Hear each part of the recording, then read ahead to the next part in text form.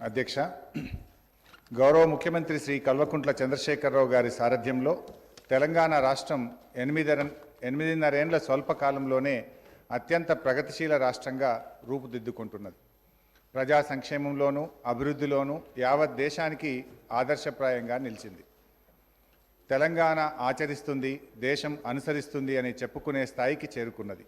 ఇది రాష్ట్ర ప్రజలందరికీ గర్వకారణం. మానవీయమైన దృక్పథం, నిర్మాణాత్మకమైన ఆలోచన, దార్శనికమైన ప్రణాళిక రచన, పారదర్శకమైన పరిపాలన, వీటన్నింటి మేలు కలయిక అయిన తెలంగాణ మోడల్ నేడు జాతీయ అంతర్జాతీయ స్థాయిలో మన్ననలను పొందుతున్నది. ఆర్థిక మాంద్యం, కరోనా వంటి సంక్షోభాలు ఎదురైనప్పటికీ తట్టుకొని తెలంగాణ బలీయమైన ఆర్థిక శక్తిగా నిలబడగలిగింది. సంక్షోభ సమయాల్లోనూ సమర్థవంతమైన ఆర్థిక నిర్వహణ చేస్తూ ప్రజా సంక్షేమ పథకాలను భారీ ఎత్తున నిరాటంకంగా అమలు చేయగలగడం తెలంగాణ ప్రభుత్వానికి మాత్రమే సాధ్యమైంది. రాష్ట్రంలోని అన్ని సామాజిక వర్గాల ప్రజల ఆకాంక్షలకు అనుగుణంగా గ్రామీణ, పట్టణ, నగర ప్రాంతాలకు ప్రాధాన్యతనిస్తూ సమగ్ర అభివృద్ధిని సాధిస్తూ ముందుకు సాగుతున్నాం. అప్రతిహతంగా కొనసాగుతున్న తెలంగాణ ప్రగతి ప్రస్థానంలో భాగంగా 2023-24 ఆర్థిక సంవత్సర వార్షిక బడ్జెట్ను ప్రవేశపెడుతున్నాను. నాకు ఈ సదవకాశం కల్పించిన గౌరవ ముఖ్యమంత్రి గారికి హృదయపూర్వకంగా కృతజ్ఞతలు తెలియజేస్తున్నాను. తెలంగాణ ఏర్పడే నాటికి రాష్ట్ర ఆర్థిక పరిస్థితి దయనీయంగా ఉండేది. రాష్ట్ర ఏర్పాటుకు ముందు 2 ఏళ్లలో జీఎస్డిపి వార్షిక వృద్ధి రేటు 12% మాత్రమే. ఇది జాతీయ వృద్ధి రేటు అయిన 13.4% కంటే తక్కువ. రాష్ట్రం ఆవిర్భవించిన తర్వాత గౌరవ ముఖ్యమంత్రి కేసీఆర్ గారు పటుతరమైన ఆర్థిక క్రమశిక్షణతో పటిష్టమైన కార్యాచరణ చేపట్టడం వల్ల జీఎస్డిపి క్రమేణా పెరుగుతూ వచ్చింది. ప్రభుత్వ ఆదాయాన్ని అత్యధికంగా పెట్టుబడి వ్యయానికి వినియోగించడం, అభివృద్ధికి, సంక్షేమానికి ప్రాధాన్యం ఇవ్వడంతో సమ్మిళిత అభివృద్ధి సాకారమవుతున్నది. ఈ అభివృద్ధి మోడల్ గురించి ఊరు వాడ ప్రతి రాష్ట్రంలోనూ విశేషంగా చర్చ జరుగుతున్నది. తెలంగాణ మోడల్ అభివృద్ధి యావత్ దేశంలోనూ రావాలని ప్రజలు కోరుకుంటున్నారు. 2014-15 నుంచి 2019-20 వరకు రాష్ట్ర వార్షిక జీఎస్డిపి వృద్ధి రేటు 13.2%కి పెరిగింది. ఇదే సమయంలో దేశ జీడిపి వృద్ధి రేటు 10.2%కి తగ్గింది. కరోనా వల్ల ఏర్పడిన సంక్షోభం ప్రపంచ ఆర్థిక వ్యవస్థను కుదిపేసింది. ఈ సంక్షోభం నుంచి తెలంగాణ ఆర్థిక వ్యవస్థ అనతి కాలంలోనే బయటపడి సుస్థిరంగా ముందుకు సాగుతున్నది.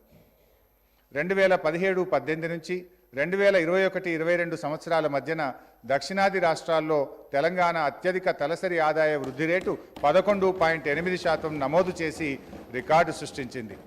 దేశంలో అత్యంత వేగంగా అభివృద్ధి చెందుతున్న రాష్ట్రం తెలంగాణ అని నీతి ఆయోగ్ నివేదికలో పేర్కొన్నది.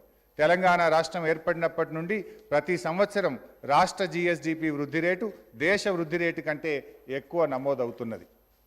2014-15 సంవత్సరంలో దేశ జీడిపిలో రాష్ట్ర వాటా 4.1% ఉండగా 2020-21 నాటికి 4.9%కి పెరిగింది. దేశ జనాభాలో కేవలం 2.9% మాత్రమే తెలంగాణ ఉండగా దేశ జీడిపిలో తెలంగాణ భాగస్వామ్యం 4.9 కావడం మనందరికీ గర్వకారణం. దేశంలోని 18 ప్రధాన రాష్ట్రాలతో పోల్చితే తెలంగాణ మెరుగైన వృద్ధి రేటును సాధిస్తున్నది. 2015-16 నుండి 2021-22 వరకు 12.6% జీఎస్డిపి సగటు వార్షిక వృద్ధి రేటుతో తెలంగాణ 3వ స్థానంలో ఉంది. తెలంగాణ రాష్ట్రం ఏర్పడిన తర్వాత ప్రధాన రంగాల్లోనూ ఉపరంగాల్లోనూ గణనీయమైన వృద్ధి రేటు సాధిస్తున్నది. ఉదాహరణకు వ్యవసాయం, దాని అనుబంధ రంగాల్లో వచ్చిన అభివృద్ధితో మత్స్య సంపద, పశు సంపద భారీగా పెరిగింది. చేపల ఉత్పత్తి ప్రతికూల వృద్ధి రేటు నుండి 2 అంకెల వృద్ధి రేటుకు చేరుకున్నది. ఇది రాష్ట్రం చేపట్టిన నీటిపారుదల ప్రాజెక్టుల వల్ల సాధ్యమైంది.